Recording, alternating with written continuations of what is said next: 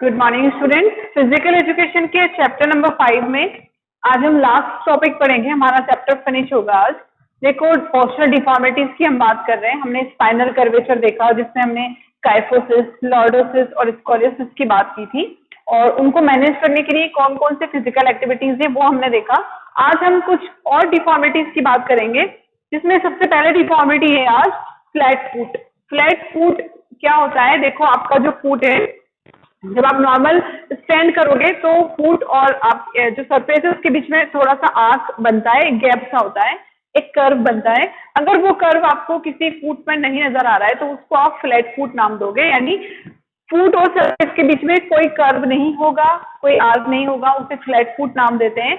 ये flat foot भी एक तरह की डिफॉर्मिटी है। पिक्चर में आप क्लियर देख सकते हो कैसे तो नॉर्मल फुट नजर आ रहा है और किस तरह से फ्लैट फुट नजर आ रहा है।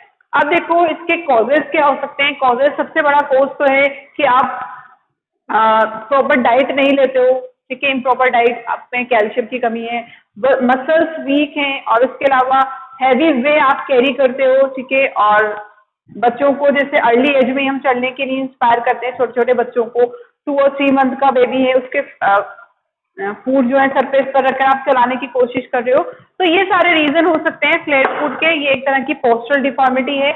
प्रिकॉशंस क्या रखे जाएं कि फ्लैट फुट ना हो? तो सबसे पहली चीज तो है कि आप प्रॉपर डाइट लो जिससे आपको अच्छे से कैल्शियम मिले, मसल्स आपकी स्ट्रॉन्ग हो, और उसके अलावा बच्चों को इंस्पायर ना करें अर्ली एज में चलने के लिए। और जो बेयर फुट है, यानी कि विदाउट स्लीपर्स, आपको ज्यादा दूरी तय नहीं करनी है, स्लीपर पहन कर ही आपको चलना है। तो ये कुछ कॉजेज और प्रिकॉशंस थे फ्लैट फुट के। उसके बाद सेकेंड हम देख लेते हैं नॉक नी। नॉक नी यानी जो आपकी नीज है दोनों नॉक्ड हो जाएंगे जब आप स्टैंडिंग पोजिशन में खड़े होते हो।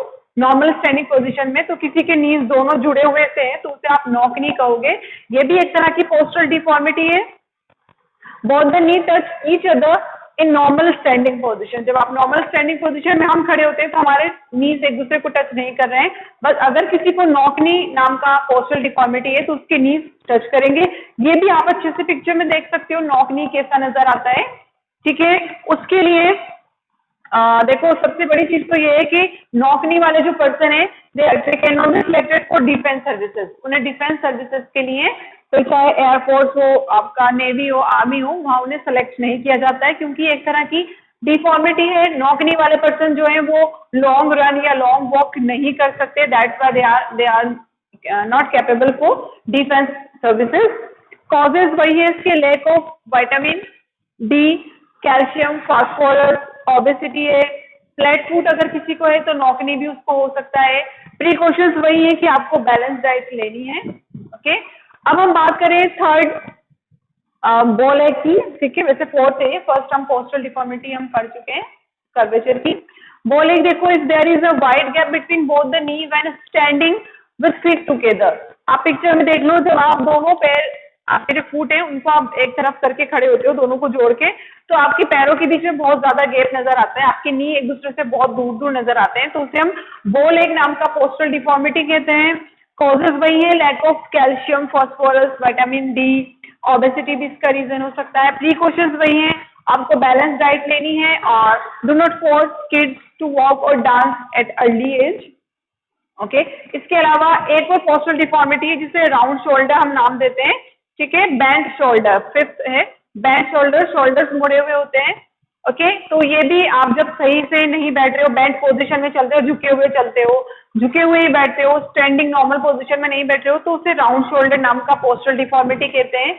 राउंड शोल्डर देखो, कोजेज वही है कि आपको बेंट पोजीशन में नहीं चलना है, बेंट आपको नॉर्मल स्टैंडिंग पोजीशन में ही रहना है। जो आपको नॉर्मल पोस्चर बताया गया है चलने का या बैठने का, उसी पोस्चर को आपको फॉलो करना है। बेंट पोजीशन में नहीं रहना है, अदरवाइज नॉर्मल आपके जो शोल्डर्स है वो राउंड होंगे, नीचे झुके हुए रहेंगे, तो ये एक तरह की डिफॉर्मिटी है, ओके। तो ये कुछ डिफॉर्मिटीज हमने पढ़ी हैं। अब होता है इनको मैनेज करने के लिए corrective measures for postural deformities. In deformities को करेक्ट करने के लिए कुछ पर्टिकुलर मेजर्स है, कुछ फिजिकल एक्टिविटीज हैं, वो मैं आपको बताऊंगी। आप तब तक इसे नोट डाउन करो। Thanks for watching.